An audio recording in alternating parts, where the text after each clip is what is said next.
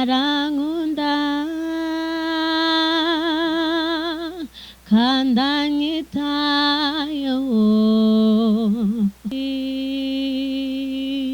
nk'uko biba mu ijuru, nk'uko biba mu ijuru, nk'uko biba mu ijuru.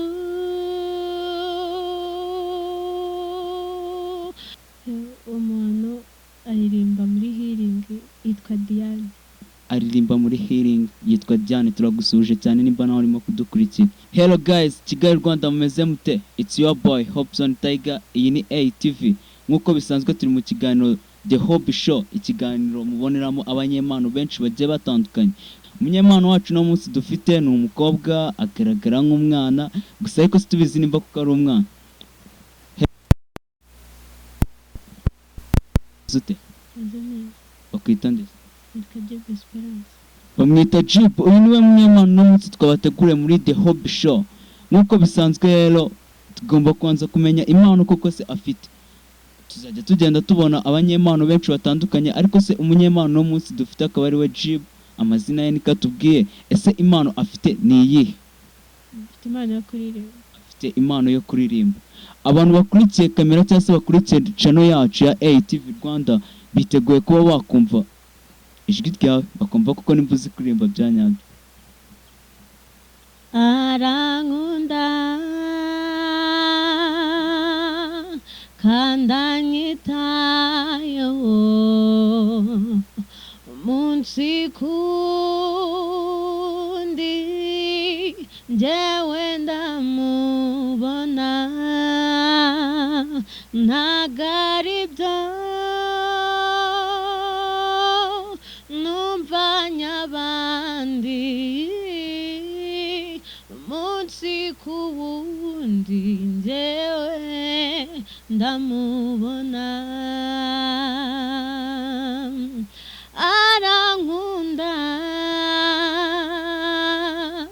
kandi anyitayeho umunsi kuwundi, njyewe ndamubona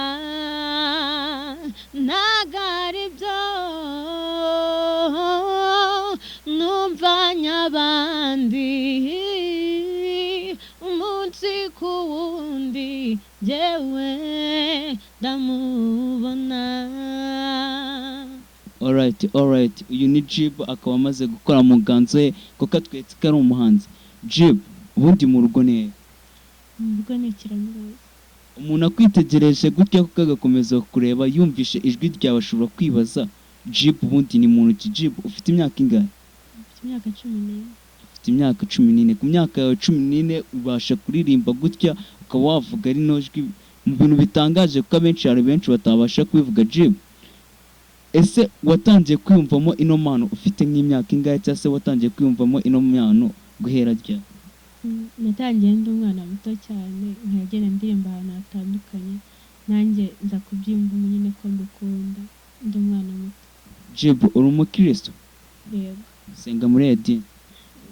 Itorero ryacu ryitwa Eden. Senga muri Eden, iryo ni ryo dini ryabo. Nk'uko koko bikomeje gusanga mwese musabwe gukora subscribe, share ndetse na comment kuri ATV Rwanda, kandi mugakomeza kwambara neza agapfukamunwa mushyiramo metero hagati yawe na mugenzi wawe kugira dukomeze twirinde kino cyorezo gikomeje kugariza isi.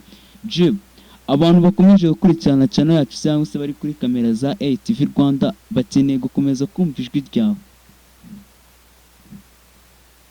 Data wo mwijuru, izina ryawe ryubahwe, ubwami bwawe buze, ibyo ushaka bibe mu isi.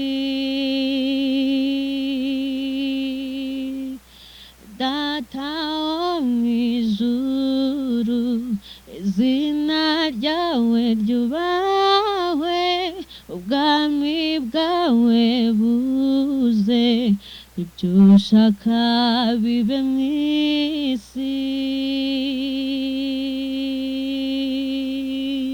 nk'uko biba mu ijuru, nk'uko biba mu ijuru, nk'uko biba mu ijuru.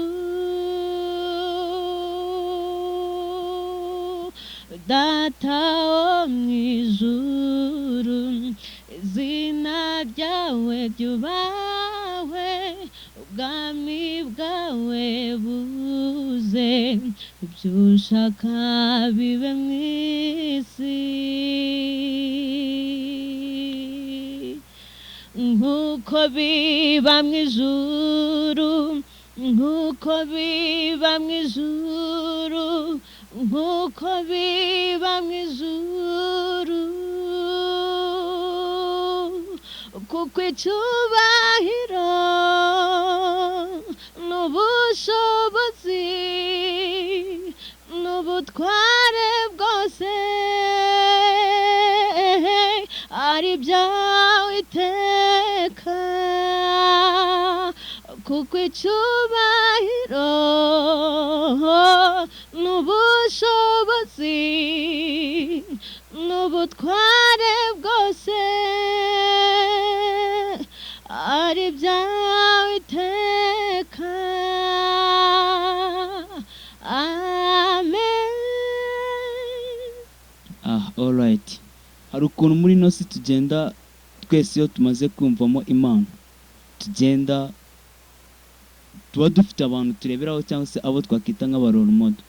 Ese wowe umuroromodo wawe cyangwa se umuntu ubona ukurikiza cyangwa se umuntu wigiraho mu bijyanye n'ubuhanzi bwawe, uwo muntu ni nde? Umuntu aririmba muri healing yitwa Diane. Aririmba muri healing yitwa Diane. Turagusuje cyane nimba nawe urimo kudukurikira.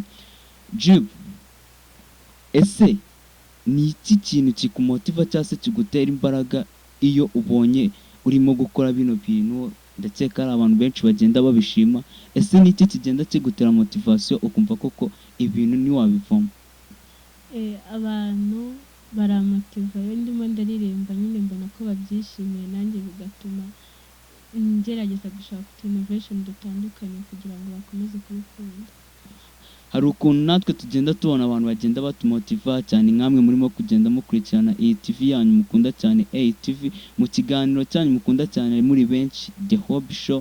Nk'uko mugenda mukora subscribe, mugashyiraho izo comment zanyu, mugenda mutumotiva, bigatuma tugenda tujya ahantu hatandukanye. Jib, hari imbogamizi ugenda uhura nazo muri bino bintu byawe ukora cyangwa se muri buno buhanzi bwawe ukora? Uri umu artist, akaba artist, hari imbogamizi bagenda bahura nazo nyinshi. Jib, mbese imbogamizi ugenda uhura nazo ese ni izihe? Ntabwo babura abantu baguca intege. Ushobora kuririmba ahantu ugakotora bakabigira ibintu birebire, nyine bagasa n'abaguca intege, ariko kubera ko ubu bitewe n'icyo ukunda, bitewe n'impano ufite, ntabwo ucika intege. Bitewe n'impano ufite ntabwo ugenda ucika intege cyane niyo unabifashijwemo n'Imana. Jib, mbese n'iki wasaba abantu badukurikiye? Ese ni izihe nama ushobora kugira ababyeyi bafite abana bafite impano nk'izawe, uretse yo kuririmba cyangwa se bafite n'izindi mpano? Inama nagira ababyeyi ni ukureka abana bakirekura mu byo, bakareba impano bafite bakagenda babafasha, bituma abana babasha gutinyuka, ndetse nyine bakajya banabaganiriza bakagira icyo biyumvamo bakabafasha.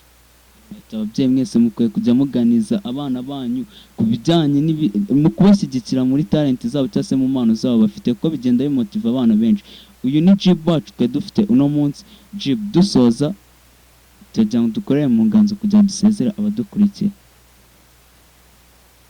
Nta yindi mana mfite uretse wowe,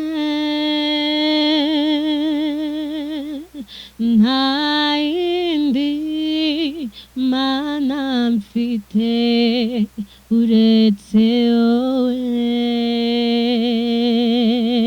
Oh, nta yindi mana mfite uretse wowe Yesu, nta yindi mana mfite uretse wowe.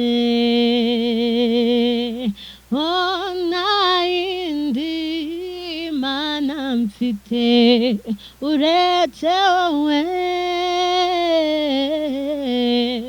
nta yindi mana mfite uretse wowe.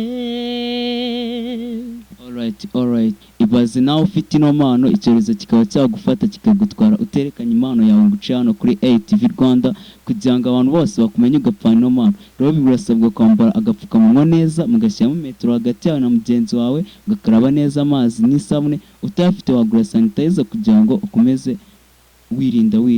Rero uyu muhanzi wacu cyangwa se umunyempano wacu twe dufite uno munsi yari bamwitaga Y.B.C yiga mu wa 2 secondaire. Rero icyo usabwa ni ukudukora share, subscribe ndetse ugateraho na comment.